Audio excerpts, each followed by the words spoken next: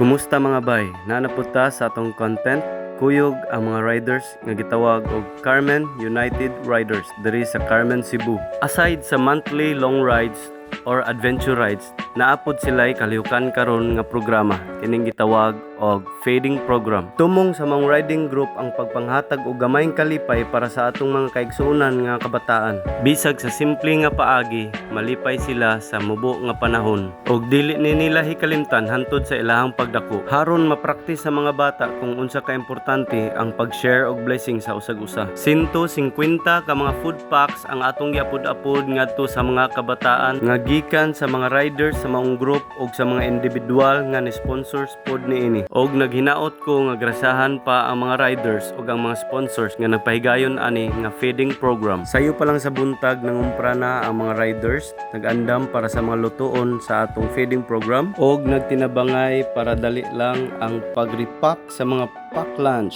So dali lang kay ni para nila no kay anad na kani atong mga riders kay dili lang kani ang higayon nga ila ning gibuhat ang usa ka feeding program. Nakinumdum kay ko nga na sila nabuhat sa una nga naibagyo nga niagi diri sa Cebu og nanghatag sila mga ayuda, bugas og mga groceries sa usa ka sitio didto sa barangay. Og daghan kayong pamilya ang nalipay atong higayuna kay krisis kayo tungod sa bagyong nahitabo sa ilang lungsod. Hinaot mo daghan pa ang ingnaning mga riding group diri sa Cebu kay daghan gyud silang matabangan kung naamang gani mga kalamidad o mga krisis sa atong lugar. So kamo gani nga mga group riders, nindot kayo ang inyong gipangbuhat kung naman gani mo ani mga charity, mga feeding program ug magpanghatag og ayuda sa atong mga pobre nga mga igsuon.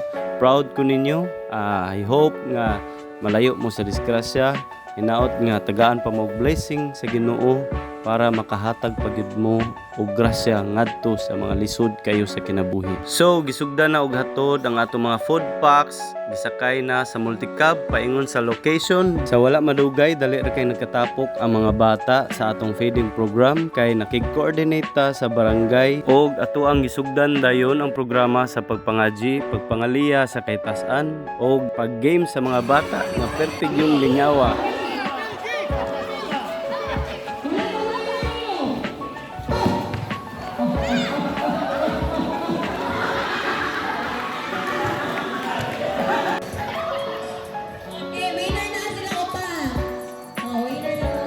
While nalingaw ang mga bata sa games, so naginahinay na pod og pangandam ang ato ang mga riders para sa kaunon sa ato mga bata kay gutom kayo, iguman og duwa nila, di ba? Ang sulod sa atong pack lunch is rice, fried chicken, pansit ug naapod silay juice. Shout out day ko sa barangay captain sa Cantipay, Carmen, Cebu, si Nicolas Villamor, ang iyang asawa. Shout out ko nimo ma'am og sa iyang pamilya og sa mga konsehalis. Salamat ninyong tanan og dili nato dugayon, palinyaw na nato mga bata kay ting paniudto na. So nindot kay sa feelings nga naglinya mga bata pira buyag pertigideng daghanang bata diring dapita. Yes, mga onata. Thank you Lord sa blessings.